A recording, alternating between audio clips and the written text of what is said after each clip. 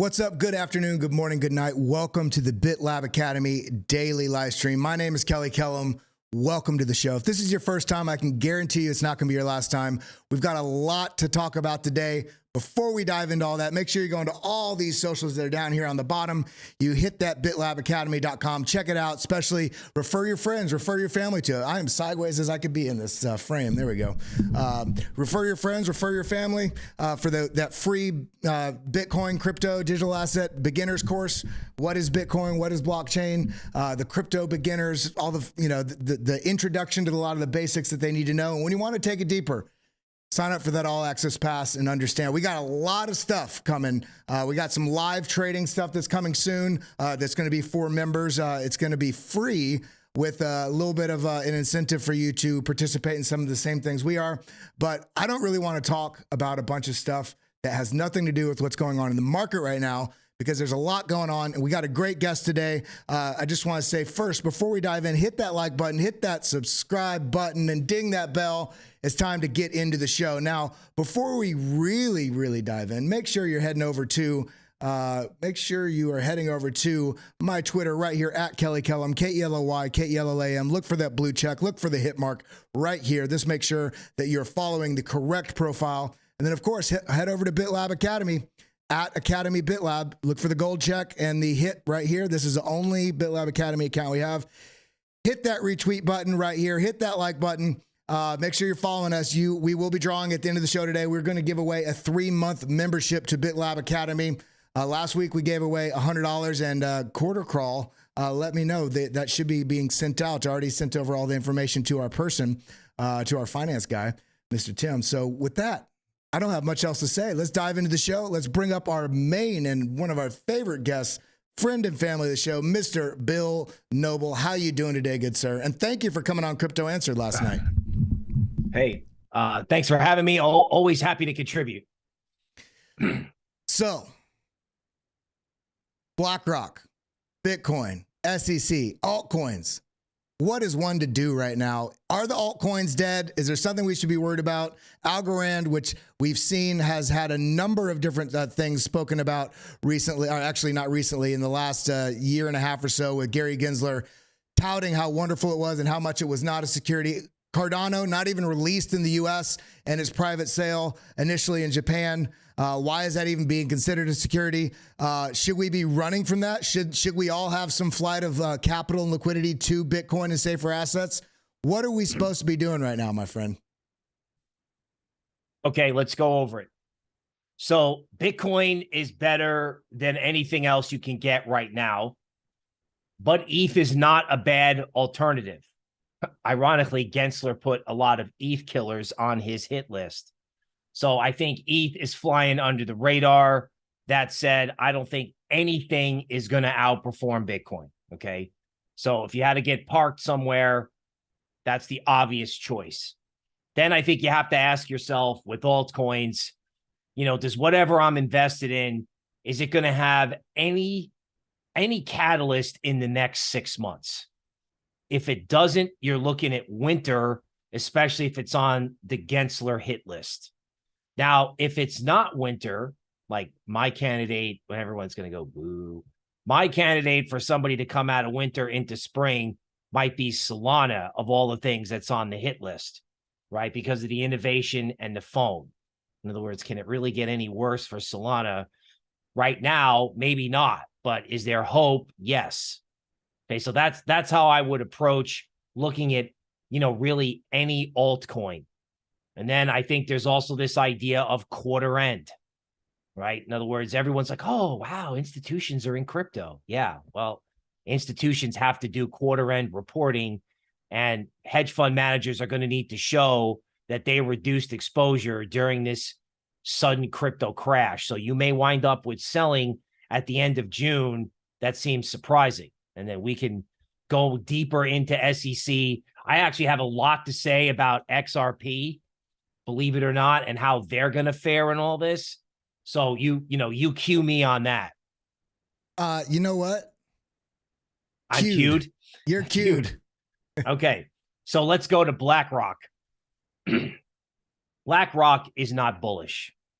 I don't believe in coincidences. No good analyst does.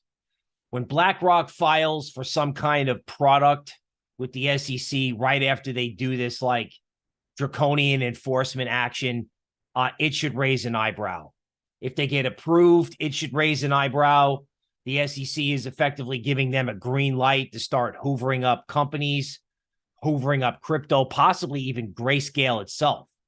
Like, I think BlackRock really wants GBTC and the 600,000 Bitcoin that they have. Now, I don't want to turn it into a conspiracy, but, BlackRock applying for something in crypto on the heels of an enforcement action sounds like, chapter 2 of Crypto 1984, like as in the dystopian novel guys like me read in high school. Well, can I pause you there? Because I understand what you're saying. Do you think, and I feel like this is a rhetorical question in this day of living under the cabal that's charaded around as U.S. government, and the banking cronies that are out there. But do you think that there's any sort of backdoor coordinated effort that is tied in with the BlackRock ETF, also with I can never say it right, Promethean? This company nobody's heard of that all of a sudden gets, this clear path to regulation and registration that nobody even, it's like, first off, who's this company? Second off, how the hell all of a sudden they're getting these approvals and nobody's even heard of them? And then we also have almost said BitLab, the BlackRock ETF, a BitLab ETF would be dope. A BlackRock ETF coming in, is this some sort of coordinated effort? Because I can't imagine that BlackRock doesn't have some ins in DC. You know what I'm saying? That would be ridiculous to think otherwise. Yeah, I mean, there's nothing backdoor about it. I mean, this is front door, right? The SEC wants to, they want to try to kill Web3, and they want the rest of it underneath some sort of legacy umbrella where there's multiple layers of compliance. Meaning, regulators can contact compliance people, and instead of regulators having to take people to court, they lean on compliance, which then leans on the crypto apparatus and effectively controls it by putting it inside legacy. So we want crypto to be crypto. The SEC wants crypto underneath an umbrella like BlackRock, Goldman Sachs, you name it, right? And they don't want to push. I mean, right now they're pushing it all towards the Chinese, which I can't believe anybody, including the government, doesn't see that as a disaster. They would love to embarrass the U.S. government with six-figure Bitcoin. So there's nothing backdoor about it. Gensler is trying to use courts to push crypto underneath a legacy umbrella, which, of course, we all want to, but that's what's happening. Well, uncertainty is the name of the game right now in terms of how markets feel. Drunken Miller's talked about the lack of certainty in anything other than shorting the US dollar, or maybe the British pound as well.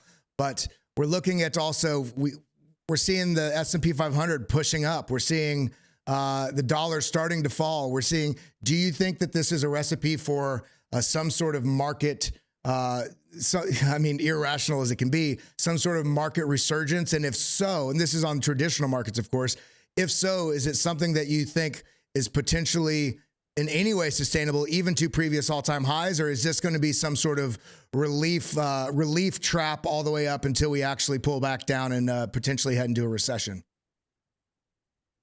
Okay, so let's talk about equities. They never met a bubble, a dream. They never pass on an opportunity to turn a dream into a delusion.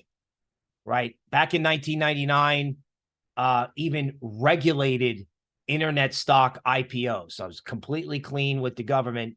These things were IPO'd in excess, creating one of the biggest bubbles ever. And we're about to do the same thing in equities with artificial intelligence, right? Artificial intelligence, I heard on the Twitter space the other day, is supposedly going to stop shoplifting at Target. I can't wait to see how that happens, right? In other words, and NVIDIA has farther to go, right? NVIDIA is not as overvalued as tech stocks were back in the day. And of course, as we've talked about, a dollar in stocks is better than a dollar in the bank. So I don't think anything is going to stop that from going on, right? You know, the Fed, like just to give you the hint, in case anybody was wondering why the Fed didn't hike rates and then came out and said, you know, watch out, we will hike rates later if we have to. And that was a unanimous feeling. They're keeping 50 basis points in their pocket to try to stop the stock market, because you cannot stop inflation with the wealth effect and the party all the time going on, right? You can't. So they're going to try to stop stocks just like the Fed did, you know, back in 1999. It's going to take a lot more than 50 basis points. Equities looked at the Fed and was like, oh, 50 basis points? That's all you got, bro? Oh, we're just going to take it up. Now, of course, for crypto people, it's nauseating to have to watch the decoupling work in the opposite direction, right? Equities up, crypto down.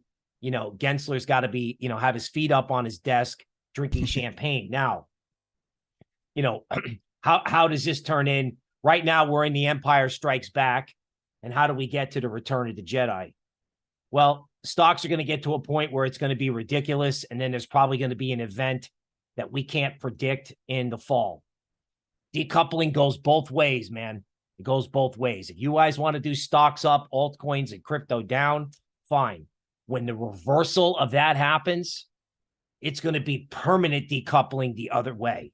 Like stocks dead or in a range and crypto rampaging. So you got to live with the pain and make no mistake about it. We're already in it, right? Everyone thinks the dawn of crypto is like, oh, it's the dawn of crypto. And it's all pleasure and no pain. But if you watch anything like the Lord of the Rings trilogy, Star Wars, the good guys always have to go through the trial by fire right before they win, right? It's always darkest, you know, before the dawn. And if you get caught spending too much time being dark, because believe me, I can be dark, right? But don't get caught in that. Don't lose sight in crypto. Make portfolio adjustments if you have to. This has been an ongoing lecture because, again, when the Gensler follies end, right, and the empire thinks it's winning, okay, that's when the crypto Jedi turn this around, right? It may take a month, right? But if you think about preparing yourself for 30 days for a trade that could last 30 years, if you think of it that way, maybe it's easier. So, you know, one of the things you just said about the correlation, and I my sort of perspective on it is this. Let me know what your thoughts are. I think one of the worst thing we can do in any market is think in absolutes, right? Whether it's a rising wedge, whether it's a head and shoulders, whether it's a horizontal support, whether it's a correlation with an asset or other asset class. It doesn't matter what it is. I think in reality, what will happen is over the next probably 10 to 15 years before there's a true, I mean, we feel like Bitcoin's established because it's been around, 12, 14 years, something like that. And if we think about it even beyond that, think about altcoins. In reality, yes, there were altcoins pre-2017, but it was such a small niche within the digital asset ecosystem. We can only really talk about altcoins within the digital asset ecosystem post-2017. And in reality, I would argue we can't really talk about them in any established fashion until probably about 2019, because that's when we started getting deliverables and actionable things executed and out utility actually not only in process, but out on the market. Some of the things that they said they were going to do started being able to happen, right? In large form. So it's a very new asset class. And the further down the market cap you go, probably the younger that asset is and less stable. So over the next 10 to 15 years, actually, as we're actually establishing our feet below us in the digital asset ecosystem, I do think that we're going to have sort of cyclical cycles of strong correlation and cycles of strong divergence from whether it be equities, whether it be stocks, whether it be gold, whether it be the US dollar. I think it's going to depend on what's happening with globally, what the regulation sort of landscape and temperature is, as well as adoption, as well as a lot of things. So I do think we're going to have periods of strong correlation and periods where we completely buck that trend. And it's all going to depend on a number of things that we probably can't even identify right now. So all this, we're talking a lot of context now. Let's kind of dance back and forth a little bit. What charts are you looking at right now before you pull up your crypto charts?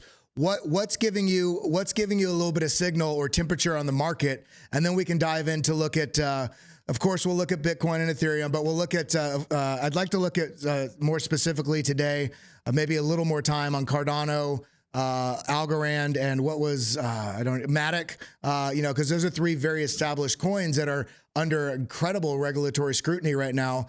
And it can be argued either way. And I agree with points on both sides about some of the things about these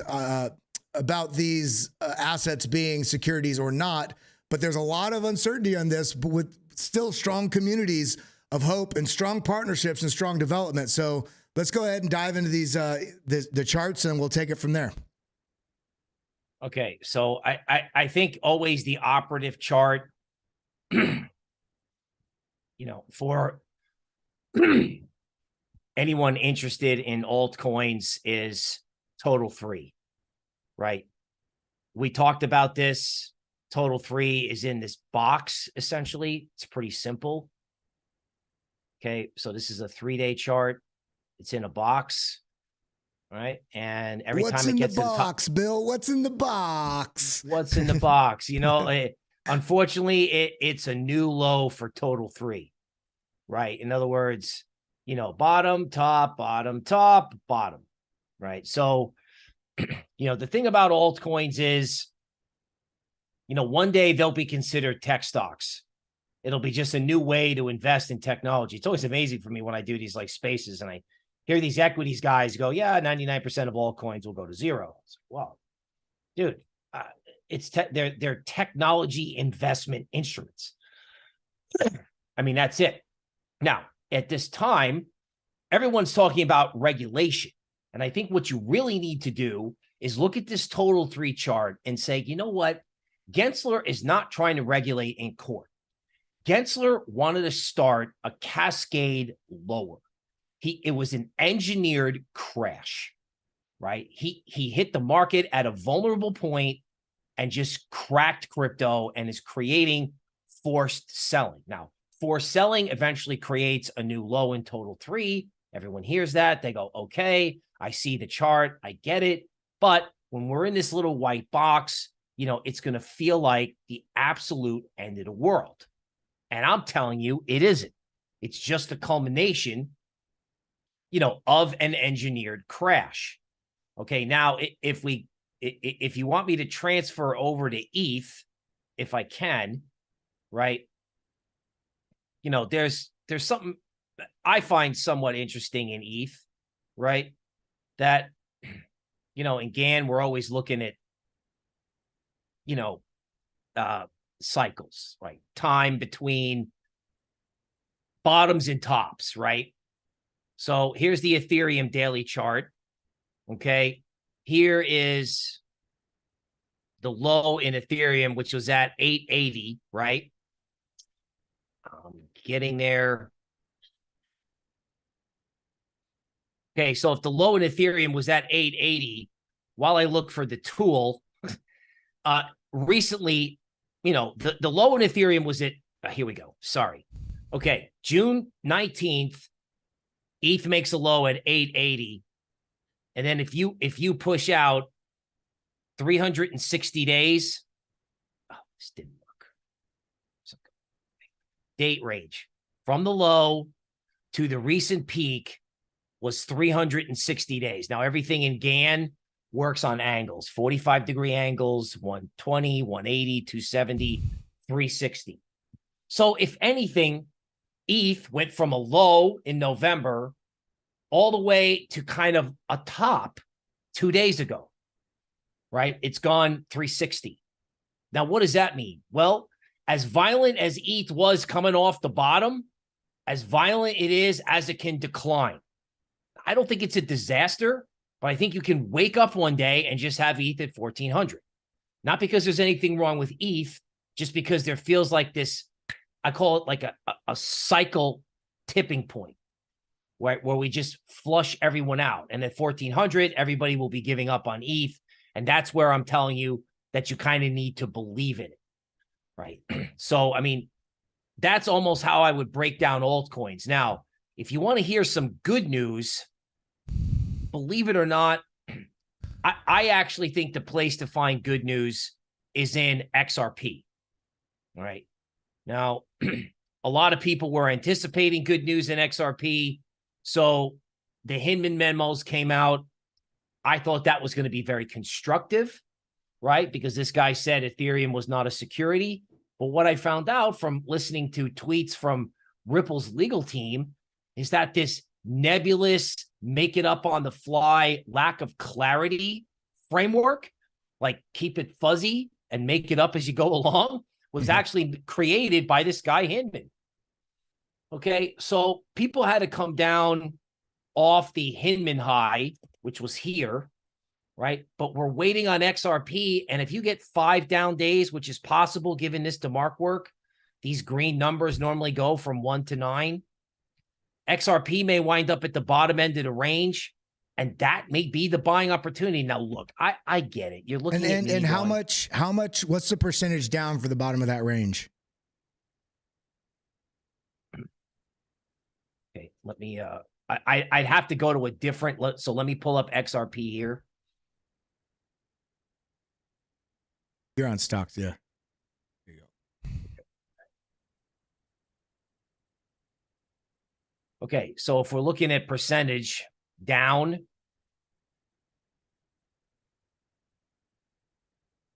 so from where we are, where XRP is right now, it's a 10% decline. Okay. You know, if it gets messier than that, what I can see is XRP taking out the top end. It is taking out this range. Like I could see this. I could see down. That would be quite scary too, because then we'd have a lower high and a lower low. Right. And I can see them taking this out and then turning it back around. I don't think XRP doesn't legally save the market. A lot of people think that. Like, if XRP beats the government, that means the government has no case against Solana, Cardano, etc. That's not true. But I think with XRP, if XRP has its own sense of clarity, right, the rest of the market has already puked itself out. That could leave you with 3 leadership coins on the way up. That could leave you with Bitcoin, Ethereum, and XRP leading the way up. Because again, all this money that's currently in altcoins, it's going to come out, it's going to go into Bitcoin. Okay. And then when it all turns around, what other coins are going to turn around and follow Bitcoin? What altcoin may be in the best position to rally? I think it's XRP because they're obviously a lot closer to legal clarity than anyone else is, right? And I think it's consensus that the SEC is acting out like this because they're probably going to wind up losing this case against XRP, which is why they decided to sue exchanges rather than, you know, rather than go after individual coins, because that just didn't work. It didn't. So, you know, I know people like to cater to this, but the relative outperformance is good here. Don't think relative outperformance lasts forever, which is why there could be a final flush. But I mean, God, if you've been hodling this, you know, we've recently done some outside the box sort of secret tea leaves research. You know, the XRP clan does have an eventual case for a new high for that coin, right? So even if the price action over the next 2 to 4 weeks is terrible for the market, right? XRP could be a BTFD coin, not investment advice, right? In other words, if you were going to BTFD, if you said XRP or Cardano, I would pick XRP, right?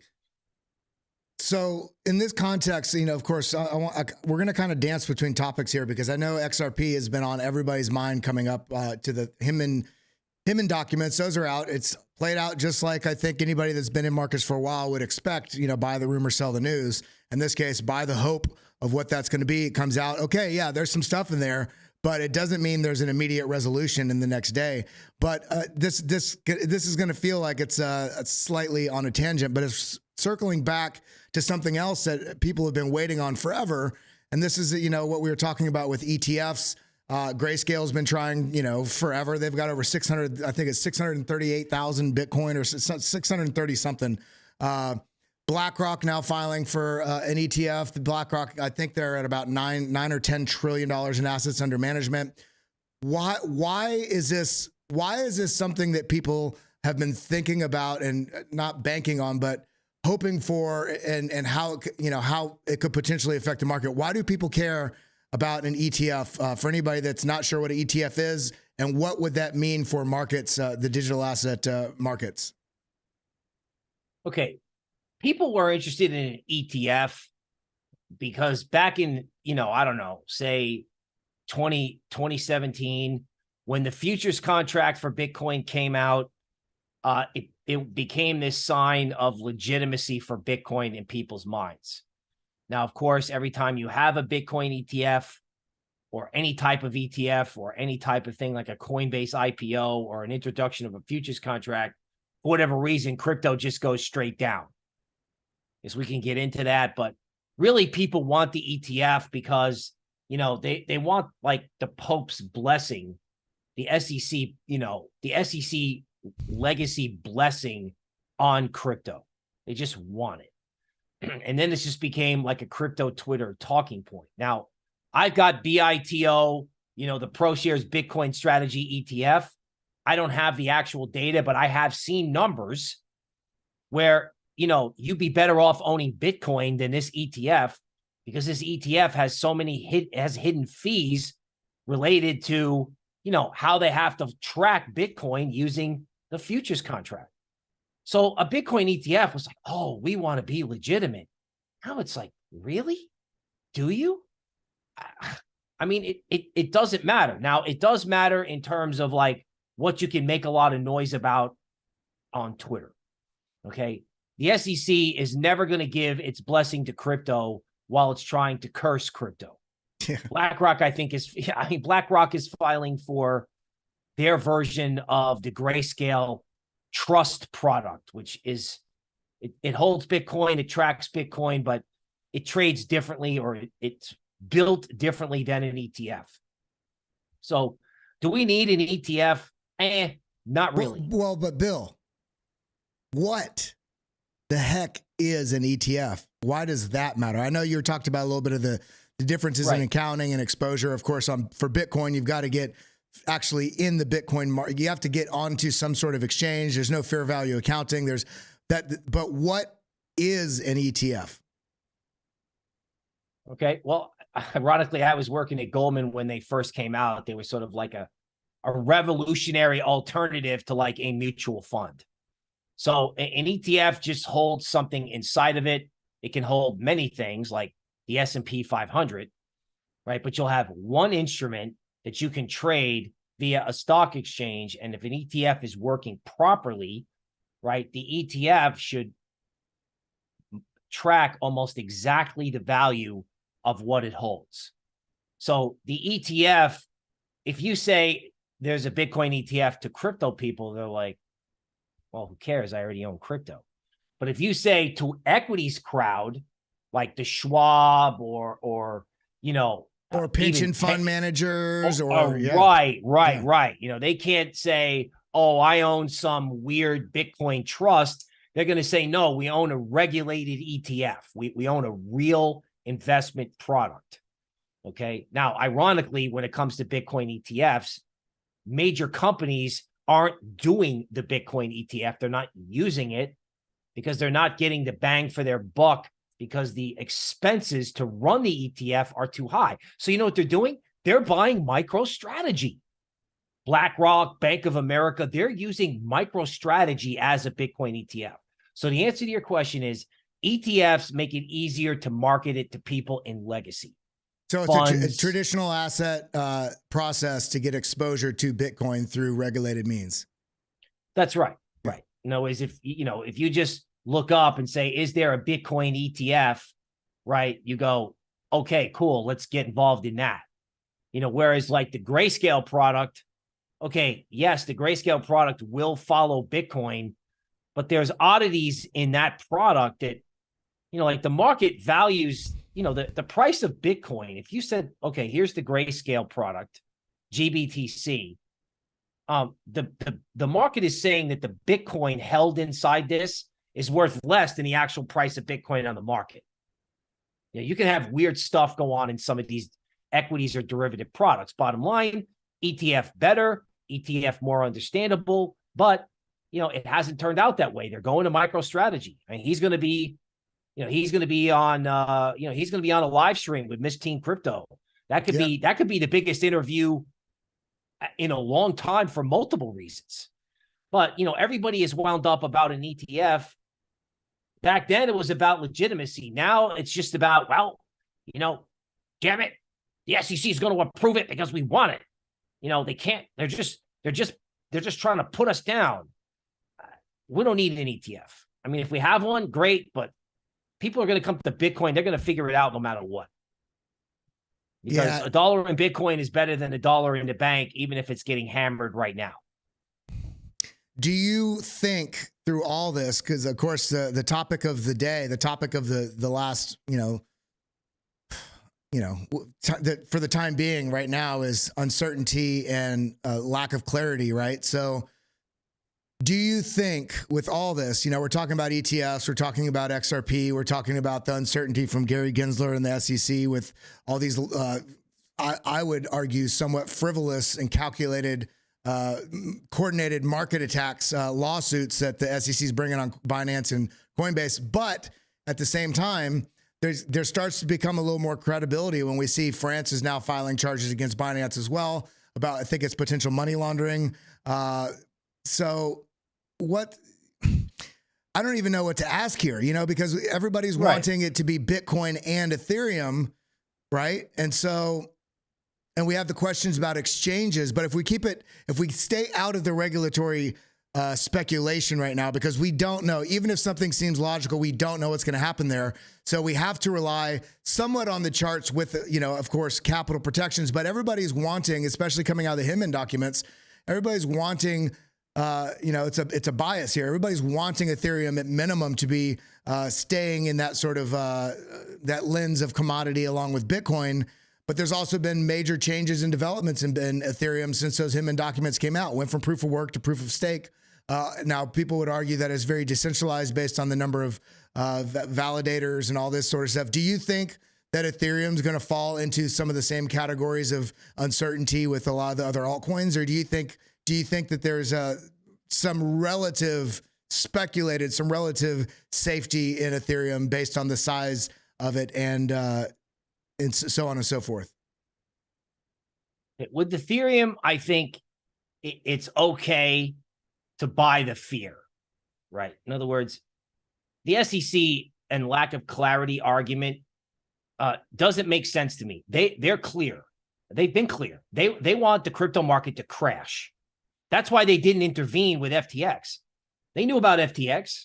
They didn't intervene when the crash was happening. They're just like, oh, we might not have to do anything here. Crypto may go to zero all by its lonesome. They want crypto down. They want it to crash and blow itself up. Now, as far as finding Binance for money laundering, you know what? Regulators find banks for legitimate or illegitimate. I mean, banks do get caught for money laundering on a regular basis. Yeah, billions and billions every year in fines. And they get fined for it, right? And they just pay the fine. Compliance, develops a new video training program, and we all move on. So, French government comes after Binance. When has the French government ever been right about anything, honestly? Other than croissants, Yeah, exactly. You know what I mean? It's just, their government, I mean, they got people in the street. They had protesters storm the stock exchange in France. So, these guys all need a distraction.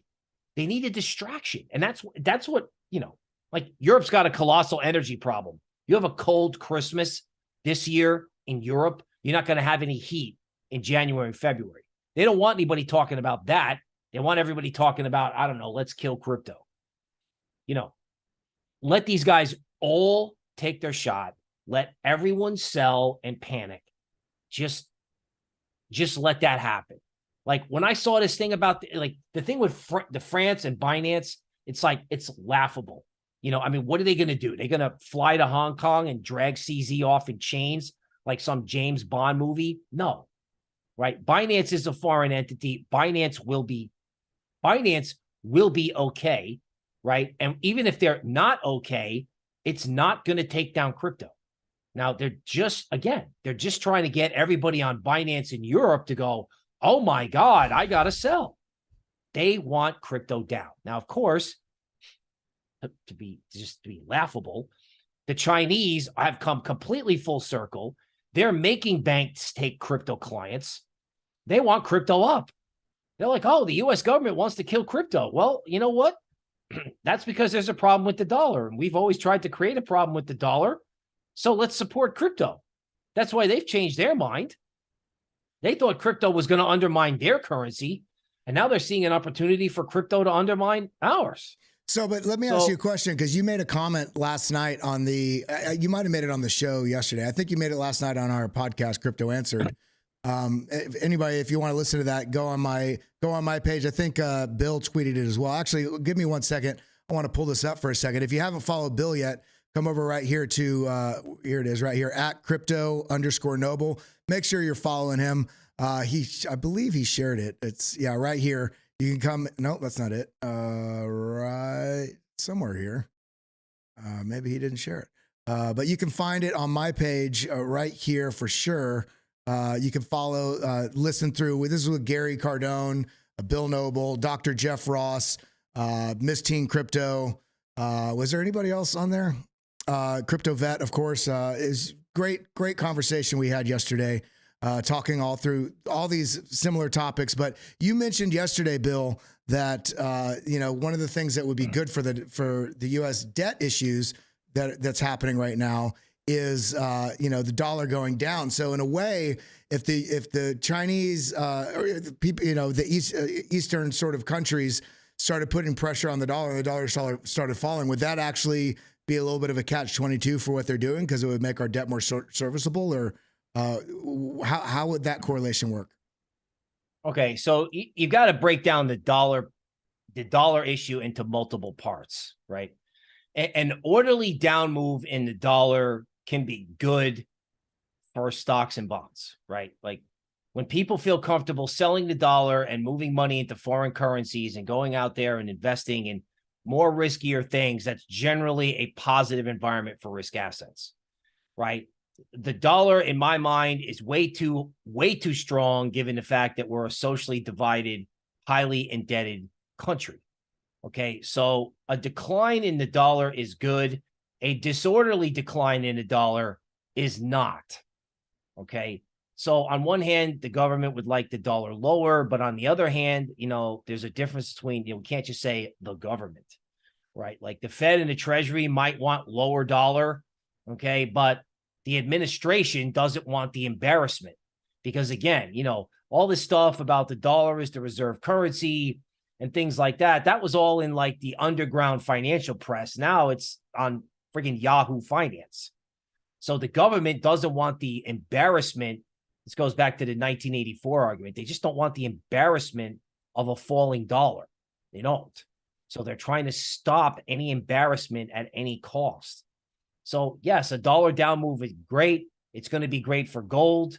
Okay, that's bad in the minds of the administration, because the Chinese and Russians, they've got a substantial amount of gold that they're trying to use to back their currency. It's questionable as to whether that works, but if there is a new reserve currency, I think it's going to actually be gold and Bitcoin and crypto. It's not going to be another fiat currency. So dollar lower can be good. Dollar lower in an embarrassing fashion, not good for the administration. Dollar lower either way is great for crypto, right? And again, I honestly, I think this all goes back to avoiding the embarrassment of crypto being like the preferred investment of Gen Z, to have older people running out and getting their money out of banks into crypto. So there's the economics of the dollar and, the organic need for it to go down. And then there's this political element, right? Where even if the dollar does go down, right, it's got to be orderly. Like, here's another example. It cannot possibly be a coincidence that Gensler turns into the Frankenstein monster running through the crypto village, wrecking everything. And then Janet Yellen coming out on the tape testifying that the dollar is probably not going to be the world's reserve currency. And there could be an issue if the Chinese sell all their treasury debt at the same time, right? In other words, normally, like you would see these headlines like, oh, Janet Yellen says there's a possible problem with the dollar, and Bitcoin is like, oh, it's gone, right? They can't have that. They can't tell the truth. They can't talk the dollar down without crypto mooning. So they had to do something to stop crypto, but make no bones about it. The dollar is not only going lower, it's going like massively lower. And what I said on the show, Bill, yesterday on the show, and I'd like you to pull up the Dixie chart here because you said something that I thought was really interesting. We'll do that for anybody that's watching right now. If you haven't yet, let us know that your mother raised you right. Participate in the show and hit that like button. Join us here in the community. Hit that subscribe button. Hit that notification bell. And, we do this every day, Monday through Friday, 10 a.m. to 11:30 a.m. Bill's on here nearly every Friday. We're always talking charts, talking TA, talking context, talking markets and strategy. We talk alpha, but we throw it back to the beginners. We want people to understand what's going on so that you can navigate the market. The more of you that navigate the market well and you do better with your portfolios, you become the best representative for crypto to everybody you know, because if they see you doing well, it gets them excited and it gives them more of an inspiration and influences them in a positive way to want to get involved. Shout out to Elliot Locke right here. So Super Chat says Congress is looking at another category for ETH. If it happens, could be an out for ADA and XRP from the SEC, ? Do you and Bill believe it happens? Well, I will say, first off, we need to be very, you kind of mentioned this a few minutes ago, Bill. We have to be very careful to think that any of these altcoins can be lumped together in any regard. Even if XRP has a great sort of, whether it's a settlement or a complete win against the SEC, there are enough, if we really look into it, the reason why we invest in these digital assets, different digital assets, even within this ecosystem, is because there are differences between Phantom and Cardano. There are differences between Cardano and ETH. There are differences between each one of these. So we can't blindly assume that if XRP outright wins, that it's going to take the pressure off the SEC to not look at any of these other coins. I think the Coinbase lawsuit is probably more important overall. It might take a little bit of time, but I think it's going to be more important overall for our idea and context about what regulation is and how government is looking at the sector rather than individual assets. What's your thoughts on that, Bill? Okay, Coinbase is going to make a few changes and pay a fine like a Wall Street bank. Either that or they're going to fight all the way to the end and win, right? I still don't think the SEC cares whether they win or lose when it comes to Binance and Coinbase, as long as they wreck the market. I think Coinbase probably has the best legal leg to stand on. So they may make a few changes and either beat them in court or settle. Okay. If we go back to these theories where, XYZ will happen and that will save my altcoin, you have to be careful with that, because the only person who can save your altcoin is probably RFK Jr. and Congress, if they come in and actually pass a law that says, crypto is okay, and then there are certain criteria that have to be met for crypto to be, listed on a centralized exchange, and then the centralized exchanges probably have to go through some sort of registration process.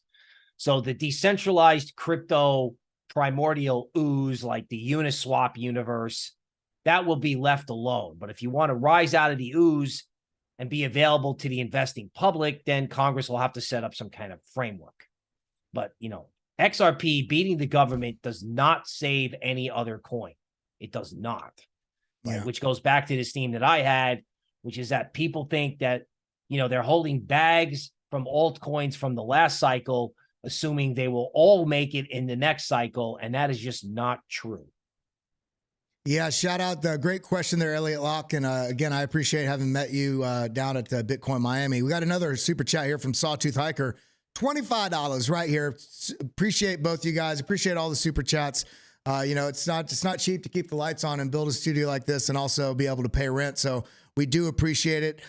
You guys are so awesome, says Sawtooth Hiker. I wish you all a badass dads. I wish you, all of you badass dads, a wonderful Father's Day weekend. Love you, mods and BitLab family. Stay loving. Absolutely. I appreciate that. You know, shout out to, it's a good reminder. We may be in charts all the time, and we may be doing it because we want to help our families, but we can't do this in blind context where we're in the process of doing this, even because we want to help our families. We need to remember to step out of the charts and be with our families. Go and hug them, kiss them, tell them you love them. Tell them I want to challenge each and every one of you. Find 2 or 3 people in your family, if not more. Maybe if you don't have a huge family, close friends, or even a stranger.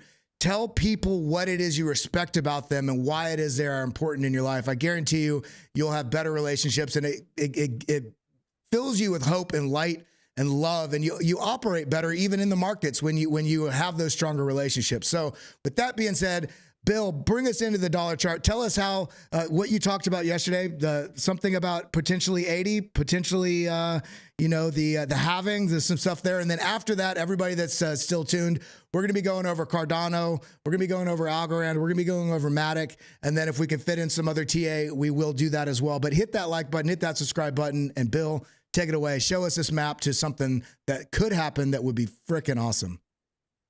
Okay, so this is the quarterly chart of the dollar index going back to the 80s. In 1985, they had something called the Plaza Accord, which was where the G7 got together and they said the world would be a better place if the dollar, you know, was lower, because we were coming off a massive increase in interest rates.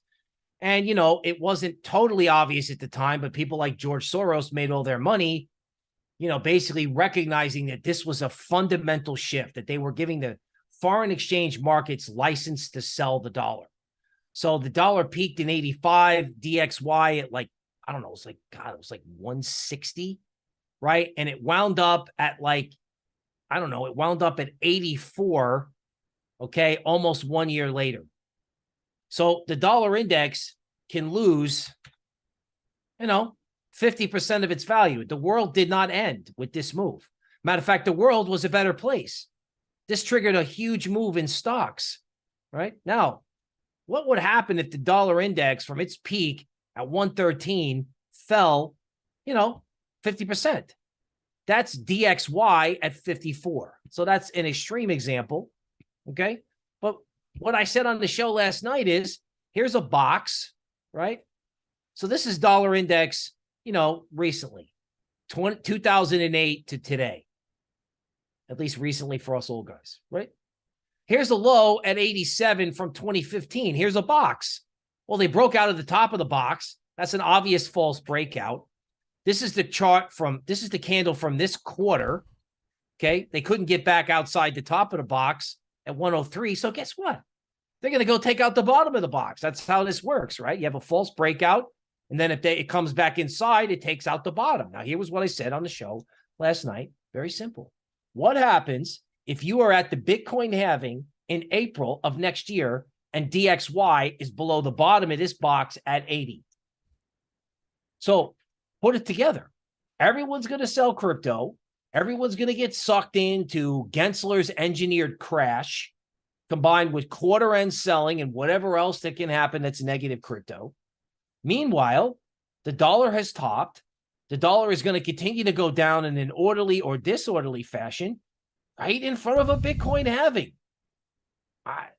And I mean, there's this whole thing where a dollar in crypto is better than a dollar in the bank. Gensler is trying to change your mind about that. That's still true. I mean, if you buy crypto, it goes down 30%. At least you still got, you know, 70% of your money. You put money in some bank and it vaporizes, and you're like, well, gee, I wonder if I'm going to get my money back. So if you're at the Bitcoin halving and DXY is at 80, where's Bitcoin? A lot higher than it is now. A lot higher. So, I mean, there are positive catalysts in crypto. I mean, this is TA textbook page 60. So, I mean, if it can happen in 85, it can happen again. Dollar lower, dollar lower, dollar lower. It has to be that way. It's going to be that way. The only question is it going to be orderly, or disorderly. And again, don't forget, you're going to have a presidential election cycle going on in April, right? You're going to have, the right is going to embrace crypto, right? All the presidential candidates are going to want the dollar lower and Bitcoin higher to embarrass the current regime. They're going to be tripping over themselves to be pro-crypto, because if it's a 3 or 4-way race, I mean, you could conceivably have Biden, DeSantis, Kennedy, who's now leading everybody, and the 45th president, right? You could have all 4 guys running at the same time. Who wins? The people with the Gen Z crypto vote, period. So if you have politicians on the tape going, yeah, we're pro-crypto, which is the complete antithesis, right? In research, you get paid for imagination. Right now, everyone's like, oh my God, regulation. Oh my God, Gensler. Oh my God, clarity. Oh my God, lawsuits. Forget about that. The positive tape bombs that are coming next year are going to be unbelievable. The crypto vote turns the election. So they're going to be after the crypto vote. So dollar lower, Bitcoin halving, politicians tripping over themselves to come up with a reason why you can keep your crypto. It doesn't get any more bullish than that, but it'll have to be. Let me ask you though, because if I don't, maybe this isn't an absolute direct correlation, but I would assume that if the dollar is falling like that, sub 95, and it's, momentum is still to the downside, that would also suggest that there's probably, a reversal in a true Fed pivot and likely quantitative easing coming back into the market in order to bring the dollar down like that. Do you think that's actually something that is going to be happening or announced at least by March or April of next year? Okay, I would say no. It's a good question. And here's how I would break down the Fed strategy. The Fed now understands that it's got another embarrassing bubble on its hands with equities, and it couldn't come at a more inconvenient time. A rising stock market creates a wealth effect.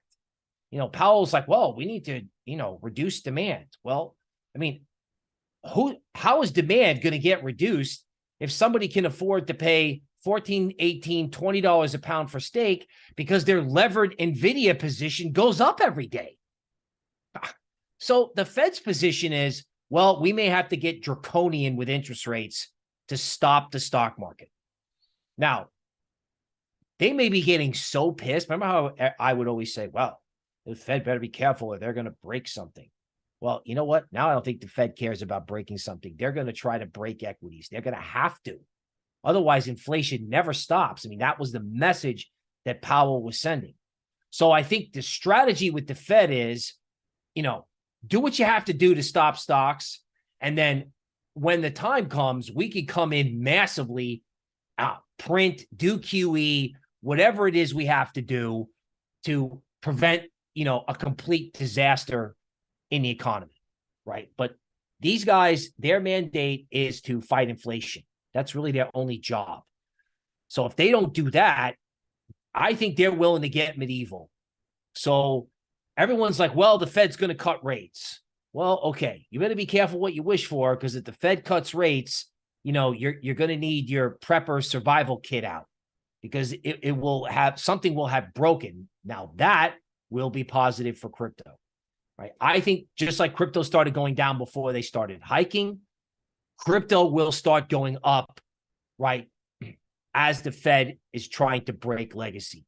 Because when they do break legacy, and they will, right, that's the dawn of crypto. So, Bitcoin may not go, I like a V bottom, like I like all the way down, all the way back, sit, and then up in December, like hard. So that's kind of how I'm playing out the Fed scenario. Well, I like it. Well, you know what, everybody that's tuned in right now, if you haven't hit that like button and hit that subscribe button, I don't know what you're doing, but make sure you come over and check out bitlabacademy.com. We break down, the fundamentals. We break down all the different stuff. We got it free. Basically, you can start for free. You can also, which is you get access to a free area of the Discord, as well as some of the courses. We've got a number of different courses in here. We've got a lot of stuff we're working on right now to add to this. There's going to be new lessons added in each one of these courses as well. I will be doing an AMA this weekend for the members in the Discord. Make sure you come over and follow Crypto Noble right here at crypto_noble. Make sure if you haven't yet, I don't know what you're doing. It's free to you to do. Come over here to the BitLab Academy Twitter page, which is at Academy BitLab. Look for that gold check. Look at that hit mark, the hit logo here. Hit that retweet, hit that like button, and you are going to be entered to win. We do a drawing. We're currently been doing a drawing every Friday. This will be ending soon. We're giving away 3-month free membership, all access to BitLab Academy. So come and do that. And make sure you're following me as well, which is right here at Kelly Kellam with the blue check and the hit logo right here. Now, Mr. Bill Noble, let's go ahead and do some TA. Let's pull up Cardano. If you got any secret sauce on that, what you're seeing, especially any context, especially with all the SEC pressure on the market. Is SEC really trying to kill it? Well, we could speculate on it. What do the charts say? What level should we be looking at? Then we can look at what was the other two? We were looking at Matic and Algorand. And if we have time, maybe we'll look at Atom as well. Okay. So Cardano. So here's how Tom DeMark works. Actually, let's try this because I know this is BitLab. So let's give people like an educational look here at how DeMark works. Okay. DeMark breaks a trend down into 2 parts. Okay. It breaks it down into, setup, which is these green numbers that go 1 through 9. That means, each little number means, I don't know, the high is higher than the high 4 days ago. So this is the Tesla chart. Things go the first part of the trend, it hits a 9, it'll stop for a while. Then if the trend is strong enough, it will continue and it'll go into countdown mode. You'll have the same type of quantitative conditions met 1, 2, 3, 4, all the way up to 13. Tesla's now at a 12. So what you have to be careful of going back to Cardano, right, is when you see this 1 through 9. So here's the 9 bottom in Cardano. What you have to be careful of is a failed rally. Right? So if you go 1 through 9 down and then you get a rally and then it fails, it's going to start to count down. It's going to you could have 13 down days in Cardano. So that would essentially be like a bear flag or a bear pennant. You'd see something like that. Yes, right. In other words, this little consolidation here, right? If Cardano can't rally and continues to slump, Cardano could turn around and start to actually count down, which is what's happening here, right? In other words, you got the 9 bottom, failed rally, and now it's starting to count 1, 2, 3, all the way to 13, which, I know people don't want to hear this, but, that fits with everybody having to puke out of these SEC targeted altcoins before the end of the quarter, everybody meaning hedge funds, right? Big funds. They have to get out, right? So it's not that Cardano is not good long-term. It's just a question of, make them sell you Cardano at the best price possible, right? Which could be, like there's a 13 bottom in Cardano on the weekly chart. That's great. But, there's nothing that says you can't see 20 cents, right? There's also nothing that says you can't see 15 cents because there can be overshoots. 15 cents was where the whole thing took off from in 2020. So, Algorand, okay, very similar picture, okay, not as, ironically, not as bad, okay, but again, there's the 9 bottom, and where's the rally? I'm not getting it. You're just not getting it. Now, if you get it, great. Now, back to the good news about Algorand is that on a weekly chart, there's a 9 bottom here, and they're also working on a 13 bottom. This is a 12. Next week, if there's a big puke, there are signals on some of these big altcoins that if there is a 1 to 2 week heave, that you could have an intermediate to long-term bottom. Now, it doesn't mean that, the stuff's going to recover right away. It may be a V bottom, like all the way down farther than you think, and then maybe back to where it is right now, which is why you want to make portfolio adjustments now. Because if you can't tolerate, right, a vortex lower in some of these coins and you're going to panic, make the adjustment now. okay, Matic, I like to pick on these coins. You know, I know Ethereum needs a more efficient solution. I just don't know, you know, whether or not Matic would work just fine, whether it trades at 50 cents or 5 cents. Like, you know, what is the price of these coins? Like, how badly do we need it? I mean, Gensler is after Matic because that's how people like Starbucks or Disney issue NFTs to people. So they're interacting with blockchain technology without even knowing it, using Matic because the mechanism is so cheap. Well, okay, well, Gensler, I guess, doesn't want Disney doing NFTs. So with Matic, the same DeMark setup, okay, and you have to start asking yourself, like, I don't know, like, where's support in Matic?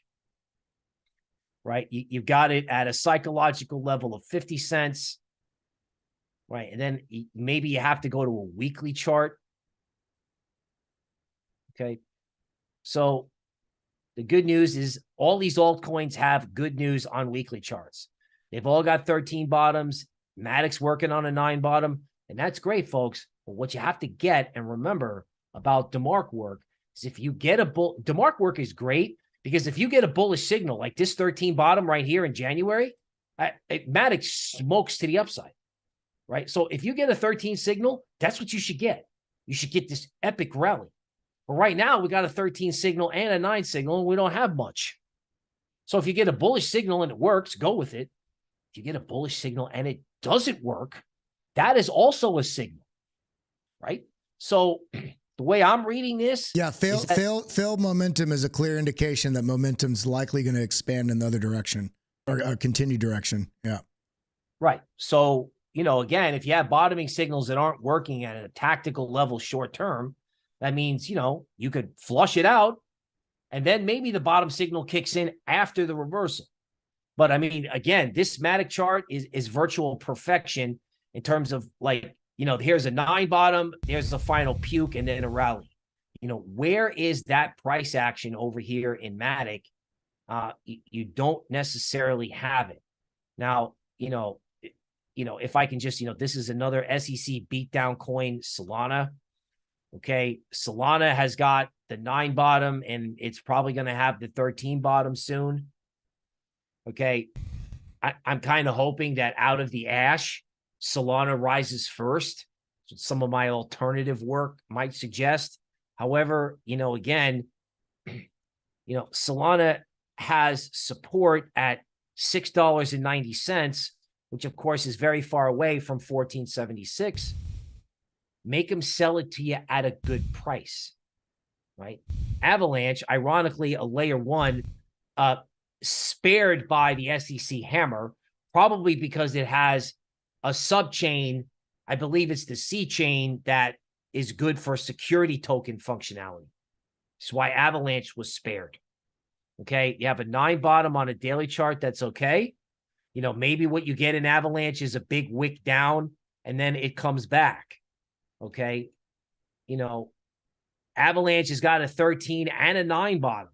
You know what I'm saying? So if they're panicking in a week or two, you know, there's stuff out there like, you know, like an Avalanche, you know, like Matic may do a V bottom, come all the way down and then come back to where it is, where maybe an Avalanche, you know, I don't know, maybe the drop is not as bad. Or if there is a drop, it comes back faster and harder and starts rallying. Because again, you know, if the government's kind of picking winners and losers here, I know that kind of sucks, but anybody who doesn't have the wrath of the government, you know, as Web3 is going to emerge, they're going to try to kill it, but it's going to emerge. Somebody's going to win. And BlackRock, you know, I know we hate them, but all these big banks have all come out and said, we need security tokens. We need expanded liquidity. So you have to always look at altcoins in terms of like, hey, you know, what purpose is this going to serve? Right? It's not good enough to be just tribal anymore. It's not. Gensler ended tribalism. You know, if you're buying an altcoin, it's because Solana trades at $7 and they're going to come out with a phone. Or if Avalanche goes down, it's going to be because they're going to be a player in security tokens, potentially. You know, there's got to be a rationale. It can't just be, oh, well, you know, I know the founder and there's a lot of hope. That's not going to work. Yeah, I definitely agree with that. Can we pull up Atom and then AGIX and have a look at those as well? Sure. So very interesting here in Atom. You know, this down move was very outsized, and it's currently holding support at $8.45. So it's got the same, you know, be careful of the failed rally type of setup on the daily chart. Okay, you know, the weekly setup in Cosmos is, you know, ironically more interesting because it may be a little less bullish, right? Like there is good support at 742. You know, it is interesting that there was this big leg up where it outperformed and now it's coming back down again. So it may be, if it wasn't for the government, I'd be like, wow, this is a good buy the dip opportunity. But the thing that's funny about Cosmos is if it takes out 742 on a weekly closing basis, like, I don't know, it could be like 2 or 3 more down weeks. You know what I'm saying? I'm not seeing something that would go, oh yeah, it's got to be a V bottom in Cosmos. I'm not saying it looks bad. It's holding support, but if there's a vortex lower, you know, I don't know where this stops. I know people in crypto like, oh, we want a definite answer today, right now. So crypto is not a world where you're going to be a low conviction person doesn't make it on crypto YouTube. Yeah, All I'm saying about even on the price action, if we had no idea whatsoever, and it's hard to do this sometimes, everybody, but we remove our bias. You know, sometimes I see people, and I'm sure you've seen this as well, Bill. You'll see people arguing about a coin, two different coin projects in crypto YouTube in the comment section or in the live chat, and they'll say your project sucks, mine's better. And they're only, if you really dig into it, their only premise of that is I hold this, I don't hold that. If we're looking just on price action alone, you don't need to go back to it. That chart you just had before was, you know, essentially looking at it was essentially looking at a lower high followed by a lower low. That's textbook. High likelihood the momentum is may have a relief rally, sure, but the momentum story is we're probably going lower. So regardless of you want, it's got to be the bottom. Well, look at the price action. If you're looking at the weekly, look at the daily, and then look at the 4 hour. Get a consensus between multiple time frames that let the price action and the momentum tell the story rather than your bias is the whole point. Right. If you get dogmatic in crypto during this phase, you're going to get killed. I mean, it's that simple, right? In other words, I know crypto people love to be tribal. I know they're passionate about their coins. I know communities like banding together. I get all the positive aspects of that. But if you get dogmatic in a crash, okay, you're going to lose capital and you're going to need that capital for the next move. Now, speaking of the next move, here's AGIX. I do not own this, but I did meet and hang out with the full team, including their thought leadership group. You know, the guy was on stage with Snowden. I've talked about it. So let's just go over the chart. You have a 13 bottom. Didn't do anything. You have a 13 and a 9 close together. That should be really, really good. Excuse me. It wasn't. You got this huge flush. You can see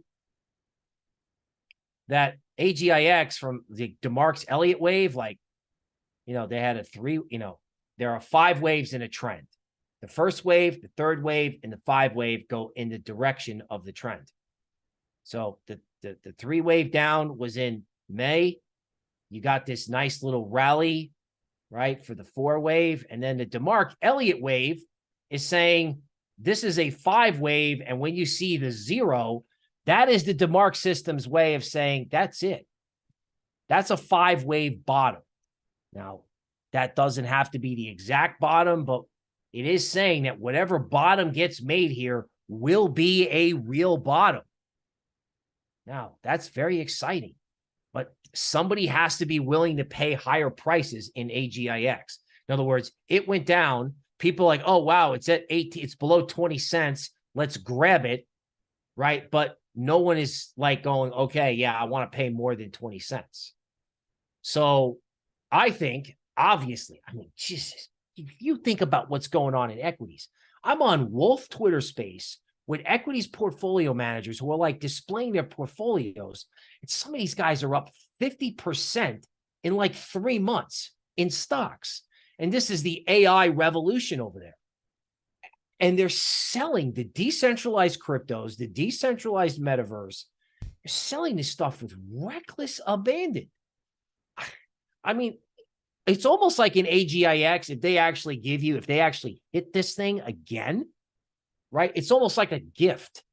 And it's going to have to be, I mean, and it could be, because don't get me wrong, the stuff that people need to sell, they're going to puke it at the end of the quarter. Now, if this is under-owned, you want to start looking for relative outperformance in any AI-based altcoin.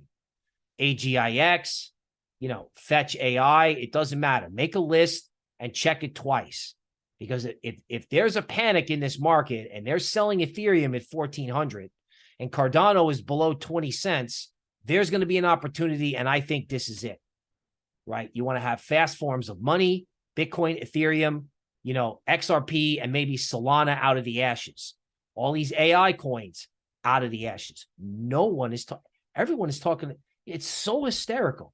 In equities, they're like AI this, AI everything. In crypto, everyone's like, oh my God, I have to make 8 tweets about Gensler. Oh my God, please, right? It's like, for once, those guys have it right. They're taking it to an excess on the upside, and crypto is taking it to the excess in terms of like, we're not paying attention. We're distracted. I'll go on any show anybody wants me to go on and bloviate about not getting distracted. Yeah, I mean, I agree. I agree with all that. We talk about with frustration the things that are going on with the SEC or government politicians or the like, and we don't realize, and I do it myself. We don't realize in the moment we are buying into the same distraction that they're enticing us to. Look over here. Hey guys, look over here. Talk about this stuff. And all the while, all this other stuff's going on over here.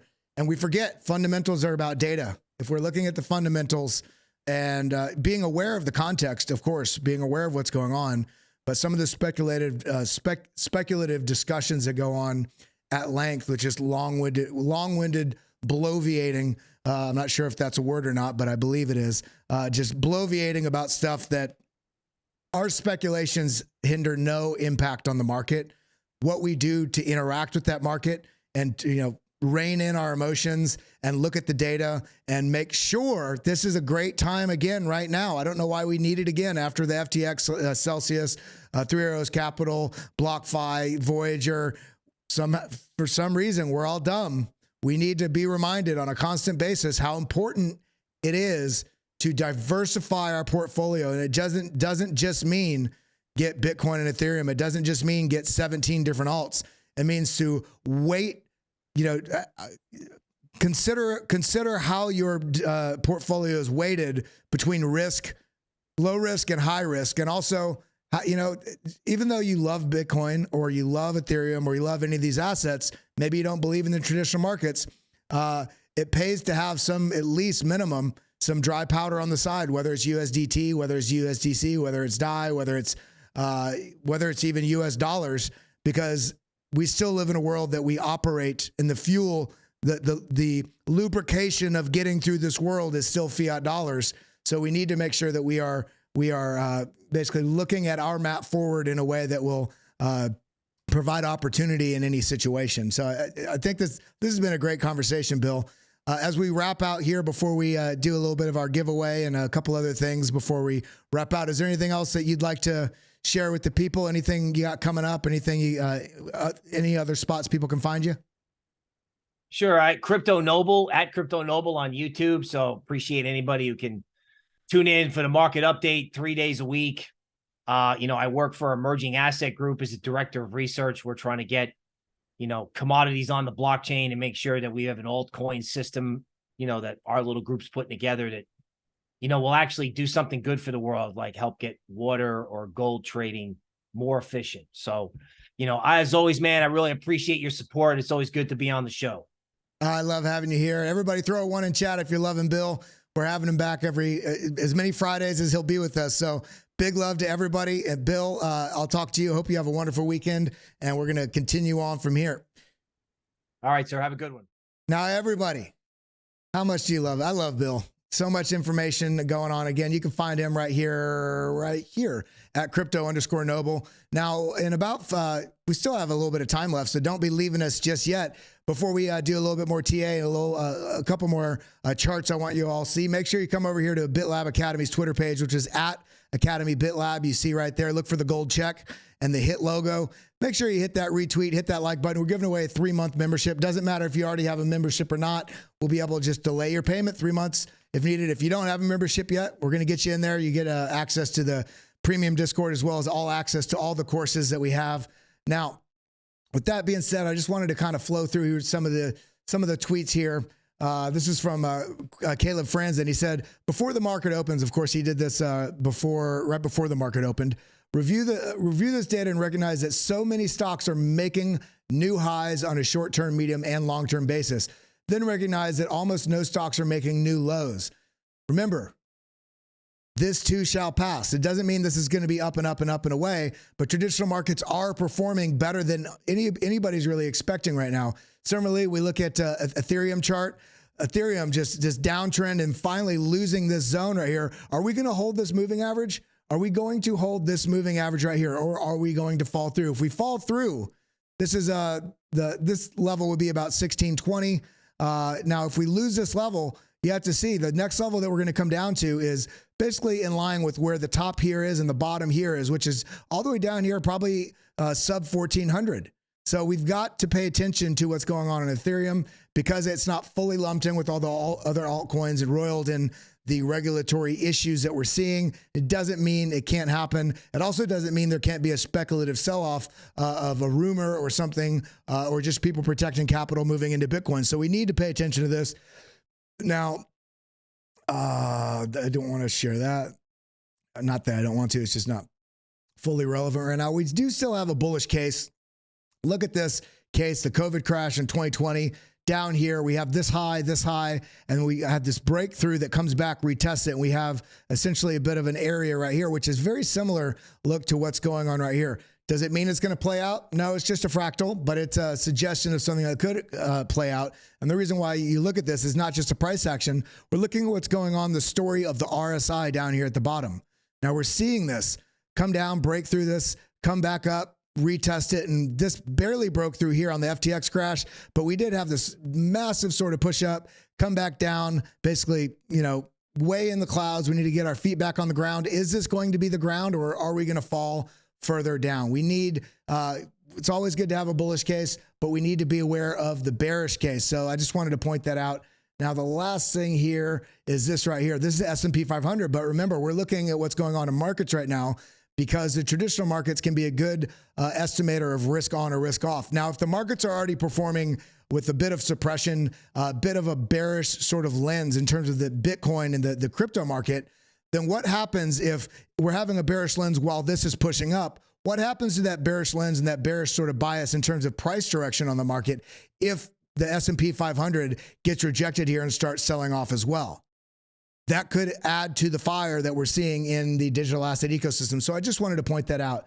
Now, before we go, have you come over here? Have you hit the like button? Have you hit that subscribe button? Have you ding that bell? Join us here in our family. We got a wonderful community here, all empowerment. Now, go ahead and make sure this is your last chance. Come here, hit that retweet, hit that like button on today's post right here at Academy BitLab, which is the BitLab Academy Twitter page. And make sure you're coming and checking out bitlabacademy.com. If you haven't signed up yet, you can hit enroll now here or click this button. Takes you to the same page.